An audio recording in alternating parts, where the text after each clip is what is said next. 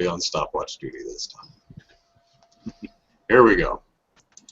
Hello, everyone, and welcome to Super Podcast Action Committee, episode 117. Andrew Eisen here, but EZK is not here. I don't know why. He had other things to do. He's married, he has kids, he has stuff in his little calendar. With me this week is Jason DeApril. Hello, Jason. Hey, how you doing? Not too bad. We battled with some technical difficulties before the show, but we overcame them. So, Jason, you've been on the show a couple times, but for the folks that don't know who you are you? Well, I'm a freelance journalist in the gaming industry, and I've been doing it for about, 22 years. So that's pretty much who I am. I've worked all over, and I started on a Commodore Amiga. So, and now I do movies, games, technology, anything that's fun, really. Mm-hmm. Cool.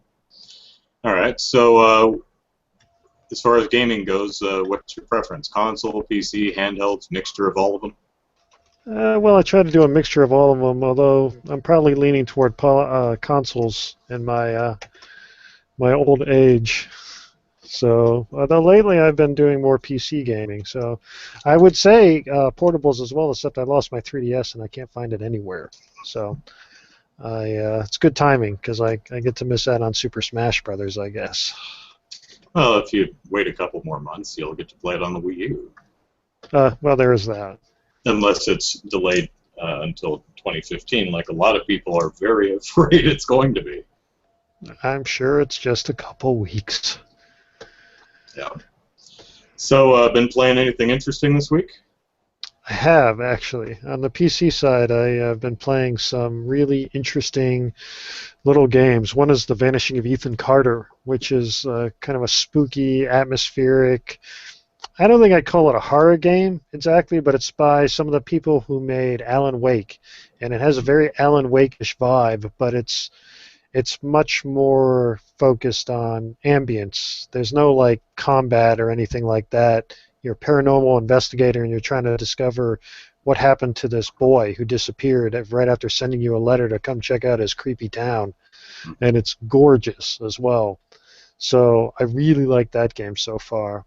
Another game I was playing is beta for 11-Bit Studios' new kind of survival war game. It's I'm completely spacing on the name of it at the moment, but it's called This War of Mine. Sorry, and it's a really interesting game. It's 2D side-scrolling where you and this group of survivors are in this war-torn modern setting, and you have to scramble for supplies and craft things and fight with other survivors, and it's very, very dark and dismal and grim, and it's kind of a little bit, I don't know, like a depressing Sims or something. So I thought like the Sims 4 was kind of a depressing Sims.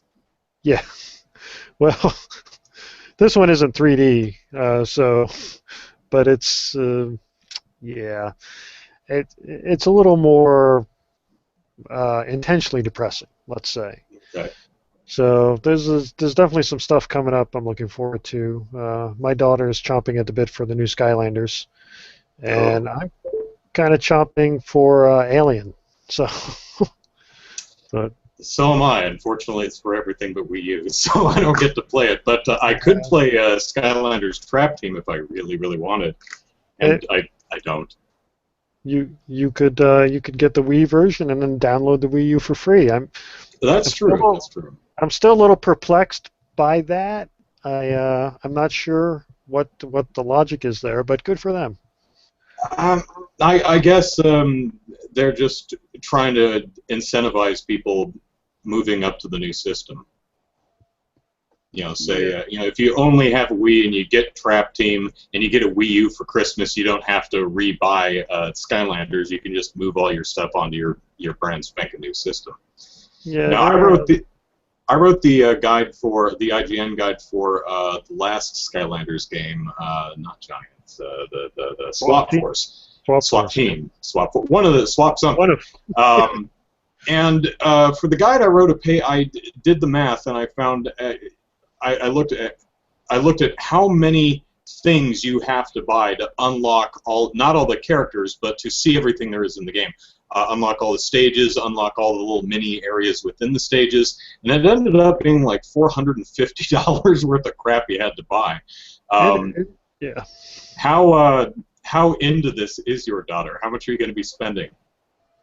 Yeah, I don't know. I mean, we have a pile, just a crate of Skylanders, and probably, yeah, it's like crack cocaine. I mean, thankfully, Disney Infinity didn't really go anywhere in my house, because Disney Infinity isn't actually a game. It requires a lot, especially if you're 6 of the player. So there wasn't much there, and I've heard that the new one, as excited as I was for Marvel characters and kind of a sandbox world, is a little bit disappointing. So I'll probably hold off on that. But I do like the Skylanders games. I think that they're decent games. I certainly have a lot of issues with this yearly Skylanders tax that the Activision is doing. Yeah, I actually, I wouldn't. I want to say begrudgingly agree, but no, I agree. Skylanders, at least Swap Force, is a decent, solid game. It's actually really, really charming. You can tell that. Is it Toys for Bob? I forget who does it. Toys for Bob. Toys for Bob, I think, did not do the last one, but I think they're back on this one. But they did the first 2 anyway. Okay. Well, whoever has creative control of it there's a palpable love that goes into the creation of these games. You can tell that they really love the world and the characters. And while it's no Mario or pick your favorite 3D platformer, it's a solid game, and I could totally see it as a Saturday morning cartoon. I'm kind of surprised they haven't made a Skylanders. I am shocked there's not a cartoon, and there's everything else. I mean, I have found Skylanders markers, like wrapping paper, just crazy, and of course backpacks everywhere. So yeah, it's where is the cartoon? I mean, Viva Pinata got a cartoon for the Microsoft. Yeah, but Rabbids has a cartoon. Angry Birds has a movie coming out. Yeah, but no Skylanders. An Angry Birds movie. Yeah, and the Angry Birds have limbs now. Yeah, I don't. It's like if they did a Rayman movie, would they give him arms and legs and a neck? Yeah, I don't know. I'd love to see that. I adore Rayman. Yeah, I do like. What do you think of the Rabbids, though? Yeah, not so much. In short bursts, like the 15-second commercials, I think are funny. But the Raving Rabbids games I didn't care for, although I did like Rabbids Go Home, Rabbids Gone Home, something like those for the Wii. I thought that was actually a lot of fun. Yeah, I just they were kind of party games, so I don't. There's no fun. Yeah, I'm not a mini game collection kind of guy, so. Yeah. Vanishing of Ethan Carter, I've heard that it's a little on the short side. Have you completed it? I have not yet. I started playing it. It's hard for me to sit down, especially to a PC game. I've played a couple hours or so into it. I think I'm on the 3rd episode. So yeah, I don't think it's very long. But again, it's like $15, made by a small team, and it's meant to be kind of an atmospheric narrative game. So it's the kind of the antithesis to the AAA titles that the Ubisofts and stuff. And I guess I'm appreciating that more anymore. So another good one was Betrayer, if you ever saw that. Also PC only, probably permanently. I don't think it did very well, but it was this gorgeous, atmospheric, black and white kind of first-person survival shooter that took place in the colonies of America in the 1700s. and it had a lot of supernatural elements and things like that, and it was really neat. But the one tying element between like those two games is when you start up Ethan Carter, it says right there that this game does not hold your hand. I mean, it's like it doesn't tell you anything, and I kind of appreciated that. So it's I hope it does well for them. Yeah, it's interesting. You compared it to AAA games, and I've seen footage of it, and it's from a visual fidelity standpoint, it's right up there with the best that the Activision, EAs, and Ubisofts have thrown at us. And for a game that they're only charging $15 to $20 for, you have to wonder: are the big publishers? Are they doing something wrong? Spending tens to hundreds of millions of dollars on these games. Are they doing something? I don't know if it's. Well, we know EA is doing something wrong. They're always doing something wrong. Yeah, apparently they need more in-game purchases. But no, I mean it's two different things. It's Ethan Carter would never cut it as a AAA game. I mean, I don't think Alan Wake really cut it as a AAA game. And yeah, if I'm not mistaken, it found more success once it hit download services like Good Old Games and Steam. Yeah, they managed to get a downloadable only kind of a sequel, but it was more action-based because Alan Wake was, again, it was a lot like the Silent Hill style of games, and I thought it was very, very good. But it was an Xbox 360 exclusive, and it was, yeah, it just never really took off like they wanted to make it a new IP, like really a competitor to Silent Hill or something, like Bethesda's doing with The Evil Within, which I'm also looking forward to later this month. Me too, but, for everything but Wii U.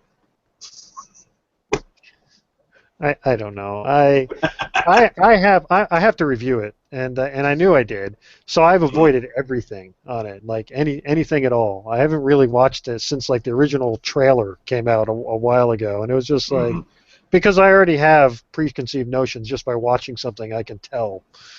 I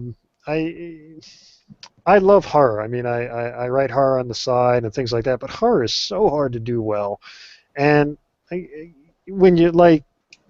I had to laugh at like the PT demo, which I thought was just painfully boring. So did I. Atmospheric, don't get me wrong, but just I found it to be a complete pain in the ass to get through. Yeah, it was just kind of like, well, this is the 20th time I've been through this hallway. Oh, look, there's a dead girl. She's screaming at me. And it was just like, and then you would see the trailers, come see the footage of people being terrified.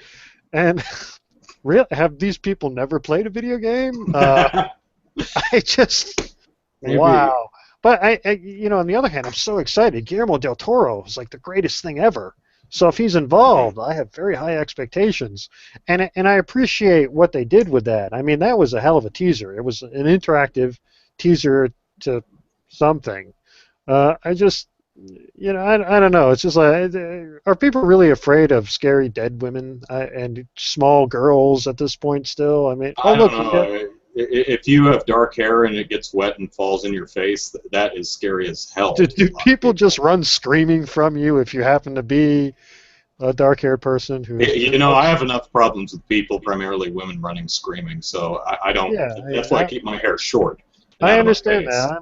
I'm actually quite inherently creepy. It's just you deal with it, but so. We'll see what happens. They're nowhere near done with that game. I mean, it's so far off that who knows. But that for at least 2 years.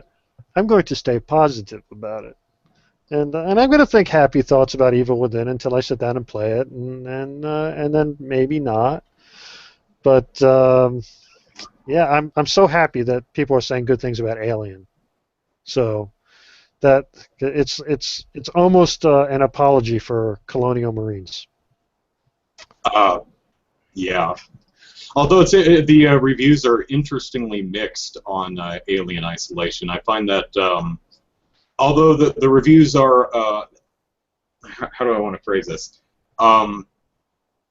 It either works for you or it kind of annoys the hell out of you is what the theme I'm seeing. Because a lot of people really love what it's doing. The fact that this damn alien is completely unpredictable and keeps killing you, and you keep having to try it, and you finally get through it. And you're like, yeah, and what? Oh crap! I have a hole in my shirt. While other reviewers are, and they're saying, this is great, while other reviewers are saying, it's really annoying. You cannot predict what this alien is going to do. Sometimes it does something, sometimes it doesn't do something. You have to play through the same scenario 8 times before you finally get, and so, 6 out of 10. And it's interesting how that's either your bag or it's not.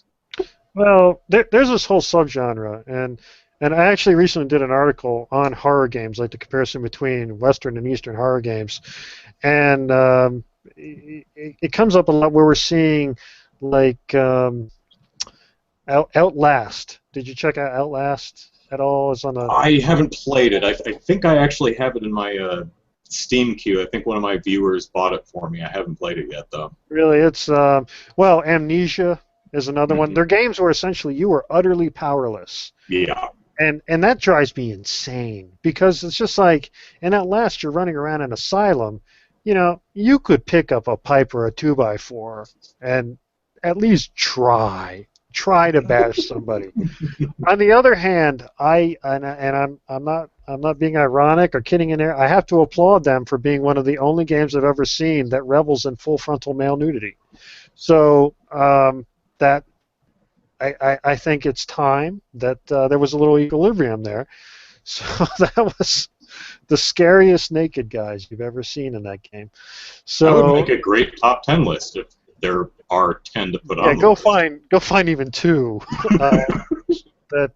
I mean, maybe in Japan, it'd probably be tentacles. But and on our side of the ocean, that was quite bold. And nobody said anything except me. So.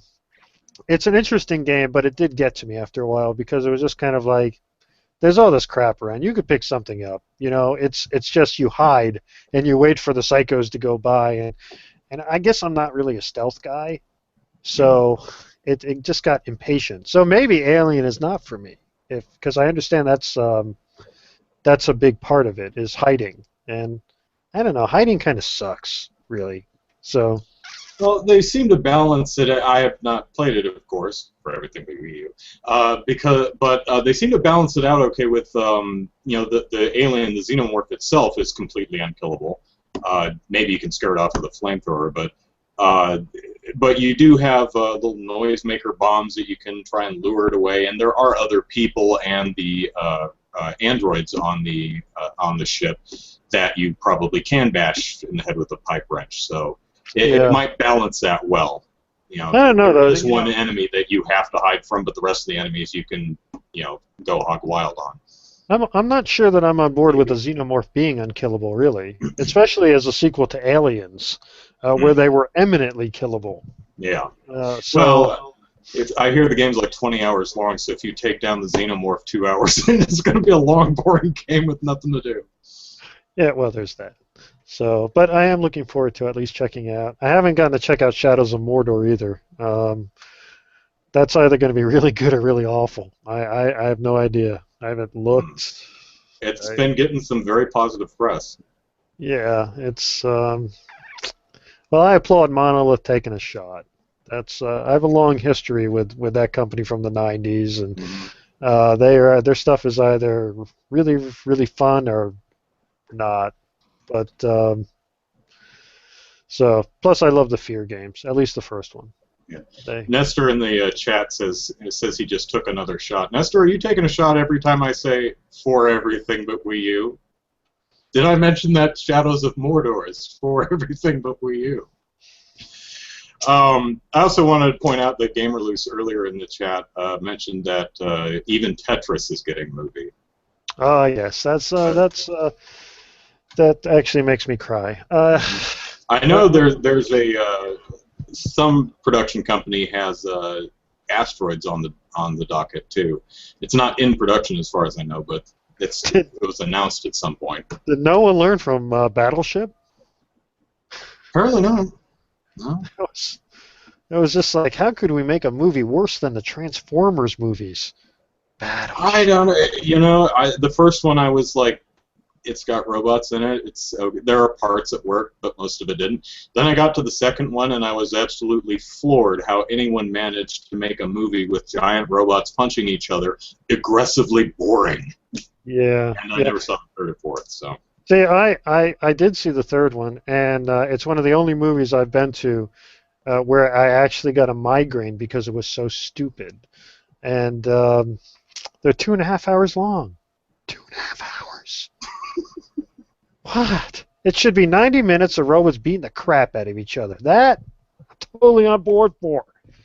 No, they can't do that. Michael frickin' Bay. I heard Pain and Gain was good. Huh? I heard Pain and Gain was good. Bad Yeah, Boys 2 is ridiculous but fun. So, I yeah. did see The Equalizer today, which is the funniest movie of the summer. Is So it? it's hilarious.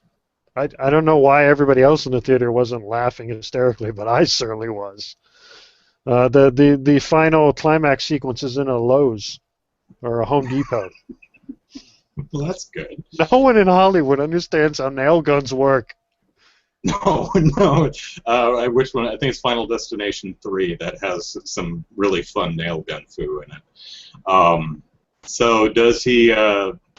So does he like set up a bunch of Home Alone-esque traps in the Home Depot? Actually, yes, he does set up traps. Okay, now I have to see the movie. That sounds great. It's fantastically hilarious. And even better was Keanu Reeves' new movie, which is called John Wick, which is the exact same premise, only, and I think it's got to be a comedy because the premise is they kill his dog.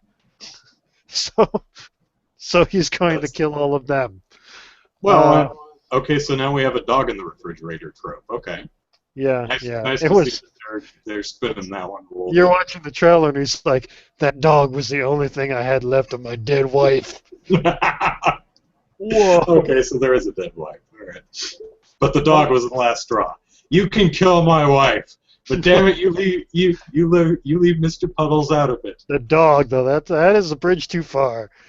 So that's what we've had. We have that coming. We have The Equalizer. We had Pierce Brosnan coming back for The November Man, and then we have Liam Neeson with a complete inability to say no to anything and Walk Amongst the Tombstones and Taken 3 on the way. So my vote is instead of an Expendables 4, just a moody old guy CIA killer movie where everybody's sad but badass. So I think it's going to happen. Well, as far as my gaming this week, I'm still on Hyrule Warriors because I'm writing the guide for it, and I did not know that Dynasty Warriors games take so damn long to 100%. Oh man, this is like I've actually never played a Dynasty Warriors game, so this is my first experience with the Warriors franchise, and I'm actually really enjoying it. But man, if you're trying to 100% that sucker, that's a time sink. I actually hate those games with a passion. I can totally see how. That's one of those games you're either going to dig or you're not. Yeah, I don't get it when people actually told me they liked them. Because I've reviewed quite a few of them, and it's just like they never change. It's kind of like just give a big red button and just smash it, and you could just stay in one place and do it. Since there's about 20 of those games, if not more, had I played several games in the franchise, this probably wouldn't do it for me. But being that this is the first one I've played, that probably goes a long way towards it not boring the hell out of me after 3-4 weeks, however long. I would almost predict that if it does well for them, the next one is just Nintendo Warriors. Mm-hmm. So with just Smash Brothers, but in Dynasty Warriors world. That's I'm gonna put money on that now. So. All right. Well, let us move on to this week's poll, and hang on a second because I have to make a timestamp note. There we go. Okay, so this week's poll asked the hard-hitting question, will we ever get Half-Life 3?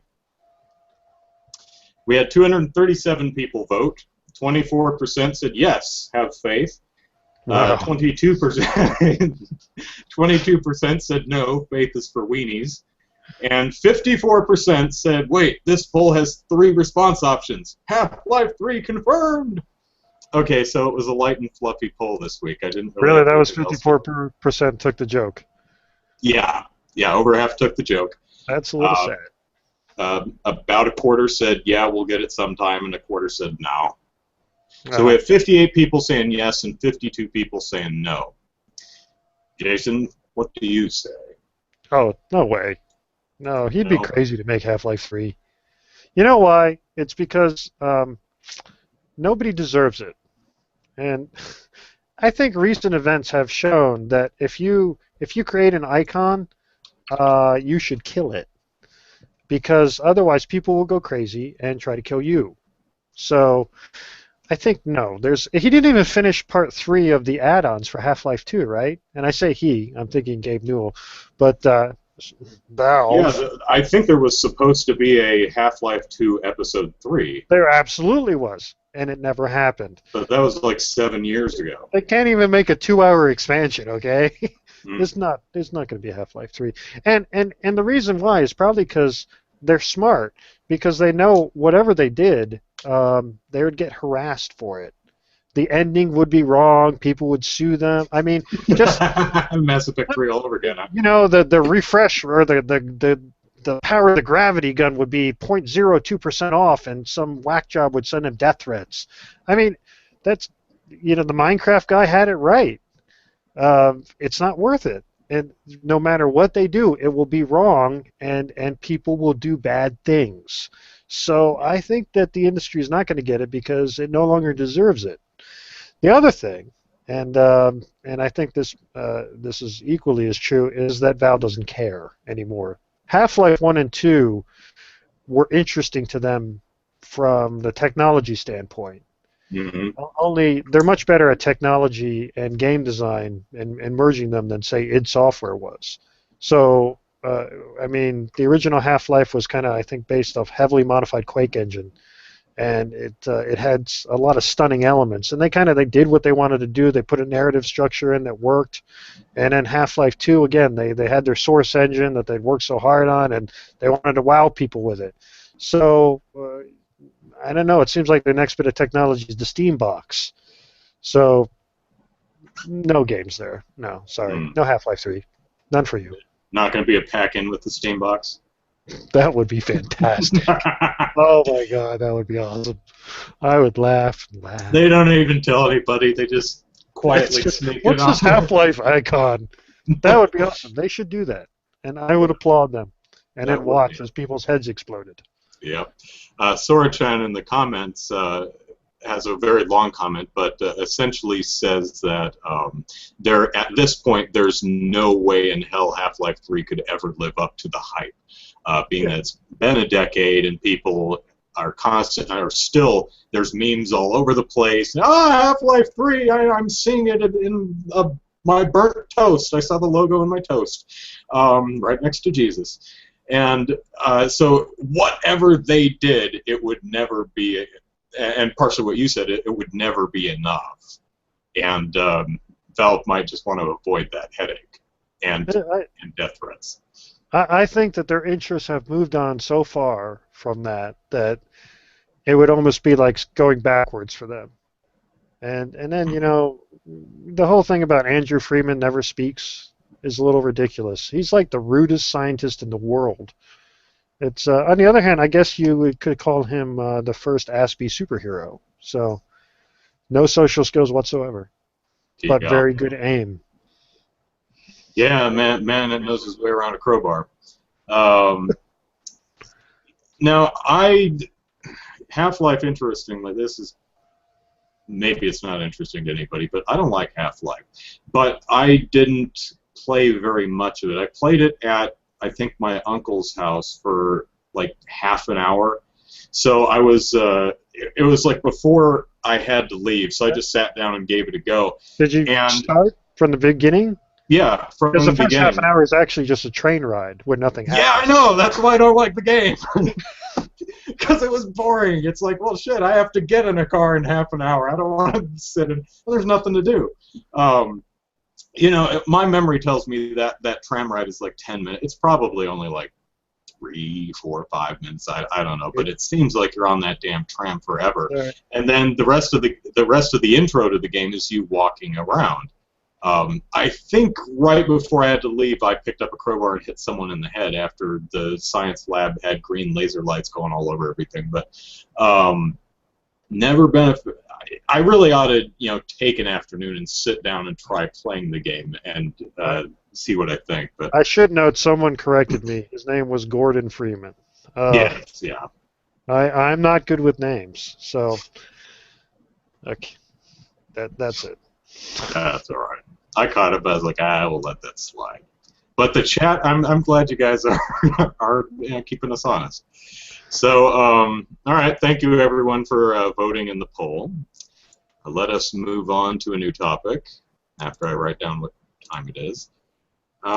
Okay, so Visceral Entertainment under EA is doing Battlefield Hardline. For everything but Wii U, take a shot, Nestor. And He's two pieces. alcohol poisoning. I'm trying to kill him, is what it is. Let's see. We had two articles this week. The first one, Visceral was commenting on the militarization in Battlefield Hardline, which is a big topic of late, and which we'll talk about in a second. But the other piece of news was that Visceral confirmed and were quoted as saying that Battlefield Hardline will actually work at launch. Yep. This is actually news that a lot of that a lot of gaming rags published. Gaming rags that's not a very nice thing to say. Gaming portals, gaming even Game Politics. We reported on this. The quote is, "Yes, it's gonna work." He says that we actually started this more than a year before Battlefield 4 came out. We've been working with the DICE guys for a long time. Some of our engineering work is actually in Battlefield 4 and things they've been doing since then. It's in pretty great shape now, and all that work is going to come into what we're doing. So rest assured, folks, Battlefield Hardline will work when it comes out. So my immediate question is that after the day one patch? Or what you get on the disc? Yeah. It will absolutely work after you install the patch. It would be like the Wii U when you first bought it when it came out.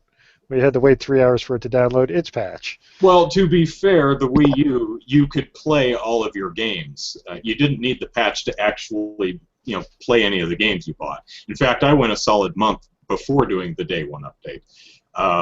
Which is not the same thing you could say for, was it the Xbox One that had a mandatory day one update that you could not play your video games until you installed it? You can on either the PlayStations or the Xboxes. If it's a system update, you get the system update. Yeah. So that means Nintendo's better. Sure it does. I like how it keeps. They added the little blue advertisement light as well on the Wii U controller to tell me when all the sales are. Yeah. In fact, the gamepad actually will turn on if you have it set up correctly. It will turn on and display a little ad for hey, these games are on sales. Click here to go straight to the eShop and buy stuff. Next step is a virtual Mario appears on it, looks for small children to go by and goes, "Hey kid, come here," and then has them buy stuff without their parents knowing. Come on, kid, the first one's free. Yeah. Actually, I read a story. This wasn't on Game Politics, but I read a story that some kid in Belgium spent $46,000 on in-app purchases on a game called Game of War using his mom's credit card. How did his mother not notice? I don't know. A lot of the Belgian Gaming Commission says we need stricter rules, and I'm thinking this kid's 15. 15. I'm thinking this kid is just an asshole. There is a lot of software that tricks you into buying a bunch of stuff, and especially, some of it is targeting really young children who don't know any better than to buy a bunch of Smurf berries and end up, charging a couple $1,000s. But this kid charged 37,000 euros on his little free-to-play mobile game with his mom's credit card. Did he win? I hope so. I hope he won. But I try to give everyone the benefit of the doubt. But I'm thinking a 15-year-old probably knew what he was doing and just didn't care. And that was 1 month? Is that, I mean, what? I'm just boggled. $46,000. Yeah. Don't see an actual time frame. I doubt it was in one day, but He's like the great white whale. yeah. Or maybe it was just $10 one month, $10 the other, and he's been playing it for a couple decades, and we just caught onto it now. That seems unlikely. Yeah, yay for mobile gaming. I really think that it's enhanced the industry as we know it. Yeah. So let's see. The other part of the Visceral news was the militarization of police in the real world versus what's in Battlefield Hardlines, especially with what's been going on in Ferguson, which my sister lives about 20 miles from. So I bet I know the difference. Oh, what's the difference? In Hardline, which is fiction, white people also get shot. Hey, all right. So, so a lot of people are a little uncomfortable with the whole militarization of police aspect of Hardline, and Visceral Games' Ian Milham said, "It's not cops and protesters; it's cops and robbers. From the beginning, we've been targeting much more of a TV crime drama kind of vibe. We felt like people haven't had a chance to see everything we're doing yet. They're understandably passionate about some of the issues, so I thought for what people knew about what we were doing, the reaction to it, it could understand how people got there. It was a little frustrating to have the conversation be about so many things we didn't intend or try to make comment on. The debate over whether the police need to have a tank, that's something that's happening outside our game. In our game, you need the tank because you're trying to recover the thing the bad guys have, and it makes sense. When you're making a game about an isolated man on a spaceship, you don't get these questions. It's easier, but that doesn't mean that people are wrong to question this. It's something we have to think about." I've seen 2 levels from the game, and I don't know. I mean, it would be fun to have a tank, sure, but Zachary and I were examining the first E3 trailer, which was down in LA looking city, and you have a bunch of guys robbing a bank and getting away in an armored car, and we're thinking, they probably made out with only $1 million, maybe a couple $1 million. Was it really worth bringing in the tanks and knocking over a building and doing about $5 billion worth of damage to get the robbers? Did they really need a tank? I don't know. I'm sure it's going to be a fun game, though. Yeah, well, I don't know. I did see the E3 footage, and it just seemed boring to me. I mean, it seemed like, really, this is what they've tasked Visceral with? And I say that, and I really, really like Visceral. I love the Dead Space games. I even like that very, very ill-fated, poorly thought out Dante's Inferno. The other game with a penis in it, by the way. Satan's penis was in that as a boss. So people just didn't appreciate that game enough. Was it his weak point that you had to target for massive damage? I believe it might have been, but it was very kind of hentai oriented. So I give him the benefit of the doubt for that, but it's so not what that studio really was kind of conceived for that it I don't know. I mean, I understand their thinking on that they're going for cops and robbers and things like that, and nobody ever bitched about SWAT, those games. You remember those? Oh yeah, bitched about them, sure, but more because you're a AI player, the guys accompanying you were idiots. Yeah, or Rainbow Six for that matter. Yeah. So I don't, it's not an interesting premise to me at all. None of the Battlefields are. So, but I think again, timing is everything. So, see what happens. Real Next Gen Vixen in the chat suggests Payday 2 for a great cops and robbers game. Yeah, it's multiplayer only. So, yeah, which I guess is the whole focus of this too. But that's true. I mean, Call of Duty and Battlefield do have single player modes, but they do oftentimes seem like kind of an afterthought. Yeah, and they're awful. I really hate Call of Duty anymore, but then I'm a single-player guy, so yeah, me too. That's and yeah, I guess you'd have to be if you're a Wii U guy, right? Well, not necessarily. I mean, you do have, Nintendo Land has a lot of multiplayer stuff, that whole asynchronous thing, and that was a great marketing term. Asynchronous play! Don't you want to Why did buy they it? just say pass? You've got asynchronous play, people! It's just like board games. But, Mario Kart 8 and Smash Brothers, well, it's not on the Wii U yet, but, there are some multiplayer games. Of course, the third-party games that we do get on the Wii U, a lot of times we'll have the multiplayer stripped out, which has happened before. We've had, let me see, Black something. The Splinter Cell had its Black Ops, Blacklist. Splinter Cell had its co-op mode taken out. I think Batman had a co-op or multiplayer mode taken out. So, yeah. And then I had to laugh that they are releasing Watchdog, but you don't get any of the downloadable content. Yep. 6 months late. It's probably going to be $60 when it costs $40 on every other console right now. Also, it's horrible. And it's horrible. No DLC. Horrible. Who knows if it'll be missing any other features and stuff. And a lot of people saying, well, they didn't want it to compete with Mario Kart 8. Like, well, great. Why didn't they release it sometime during the completely barren summer? But instead, they're launching it against Smash Brothers, apparently. So is Mario Kart 8 a game about violating everyone's civil liberties? It's got cars in it. Oh, well, that's true. Yeah, I can see where they're going then. I don't. It's like every time they open their mouth, just like shit falls out. Well.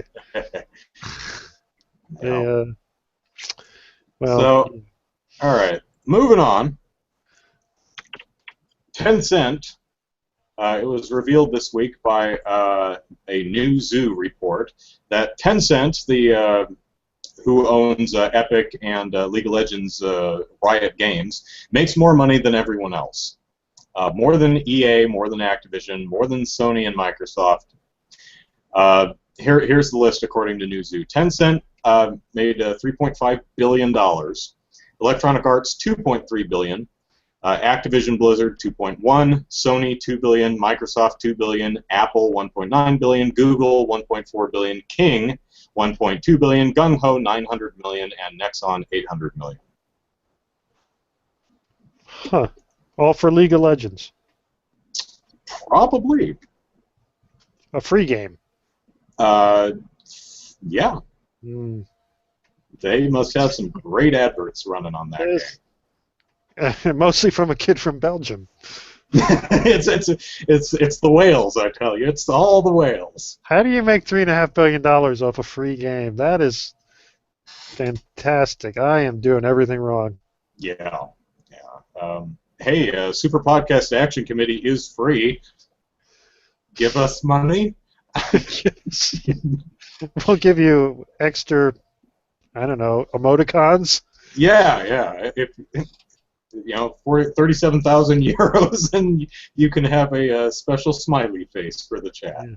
We'll get a sticker of you and put it on the whiteboard behind you with the Powder Puff Girls. Yeah. Your picture right here next to Bubbles. Only 1995. Yep. So, all right. Nintendo is not in the top 10, which makes me very sad, being a raving Nintendo fanboy. Did you think they would be? Well, no, because I actually do follow their quarterly and yearly earnings, so I know exactly why they're not in the top 10 this year. I think after one ranting of yours on Twitter, I went to go look at that transcript, and wow, from this past year's board meeting, that was some interesting reading. I have to say that was a lot of the investors. The investors' questions. Yeah, man, there was. Do you really? Someone was saying, for those of you who don't know, so one of the open questions to the investors. The investors were able to ask Satoru Iwata and others specific questions about the direction of Nintendo and what they're doing, and are we going to get a return on our investment? Are you actually going to make money sometime in the future? And one guy said something along the lines of, I don't give a damn about video games. Why do you keep talking about video games? I want to know where the money's coming from. Show me the money. And it's like, do you not understand what we at Nintendo do?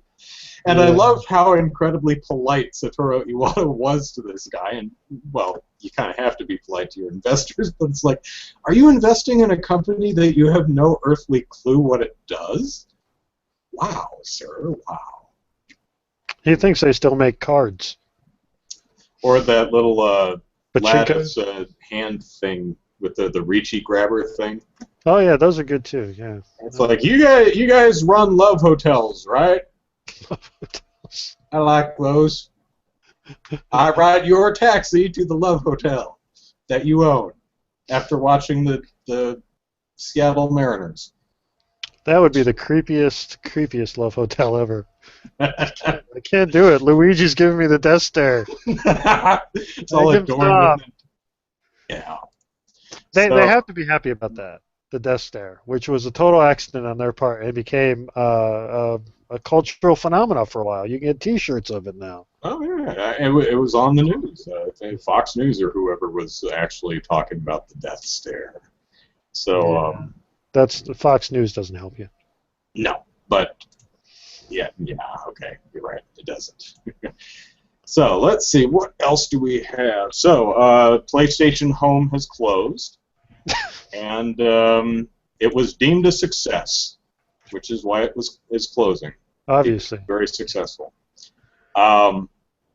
Jason, did you ever experience PlayStation Home? I did. I did experience it, and wow. It was, I really, you could go in and you could watch exclusive trailers and stuff in the theater, so it would be like a third-person viewpoint in a movie theater of a screen with crappy video that you could zoom in on. And I guess there were games and stuff there too. I just they tried to make it an online Sims thing, and it was just I just never got it. But the social stuff in me, not so much. So if they say it was a success, successful enough to close down, then obviously I missed what was great about it. Patches, lots of patches. I do remember that. So. Mm-hmm. I never experienced PlayStation Home because I have It's not on the Wii U. It's not on the Wii U, but it's not on the Xbox either, so I'm not feeling very left out. Yeah, nobody else had anything like it. Yeah, that's true. I think it was a good try. I think it was a good. I saw what they were trying to do with it, but when I first saw it, I was like, man, is anyone actually going to care? And it didn't. There were some, sure, but not many really seemed to care. They're like, oh, I could take my avatar and walk it around a place and talk to people and play games. I would say that they're going to try again with Morpheus, because if Facebook bought Oculus, then they want everybody to be plugged in social networking zombies, and Sony will probably try to follow suit with that. Which I personally think is a repulsive idea, and the end of civilization as we know it. But given how humans have turned out, I don't think anyone's going to miss us. So there's that. Would anyone notice the end of civilization? Well, the universe as a whole would not notice at all. Right. But on the bright side, while we're talking about things that don't hit the Wii U, I don't, as a Wii fanboy, you probably noticed that Minecraft does not exist on the Wii U. Yes. But they are making their own. Yes, Ucraft, I think. Ucraft! Well, if we can't have it, we'll make our own, damn it! The headline said, claim it will be even better. Yeah, if you guys watched my, Nestor, pay attention, if you watched my 150 games for everything but Wii U video I did a couple weeks ago, which is actually up to 160 now, Minecraft is actually the game that is coming to the most platforms. It's on like 13 different platforms. Yep. It's one of those games that's almost literally for everything but Wii U. I can play it on my phone, but not the Wii U. That's right. Nestor, you still conscious there, buddy? For those of you tuning in late, Nestor is taking a drink every time I say for everything but Wii U. Although we here at the Super Podcast do not condone excessive drinking, particularly when it results in someone's death. That's right. That's as close as I can get to a legal disclaimer. Yeah. Oh my goodness, and we have a lot of comments on YouTube. Hey, YouTube folks, if you're watching live, come on over to GamePolitics.com. We've got a live chat running. I can't keep up with the live chat and the YouTube comments page, which I have to refresh every time. So, but thank you for watching. Yeah, someone did point out Second Life, which was doing PlayStation Home stuff way before PlayStation Home. So yeah. Yeah, Matthew said, "Did we forget Second Life?" Yes. Yes. Every time someone mentions Second Life, which these days is not very often, I always react like, "Oh yeah, I remember that." It's something that just exits my head every time. That's what my ancestors played. Nestor's still alive. He's at 8. All right. Okay, so let's see. We're at 50. Wow, Matthew's mean to your Wii U. Your phone has a bigger install base than the Wii U does. Well, it's true. That's true. You know, if I could make calls on this damn thing, then we'd be talking some serious shit. This is the iPhone 6. Does it bend?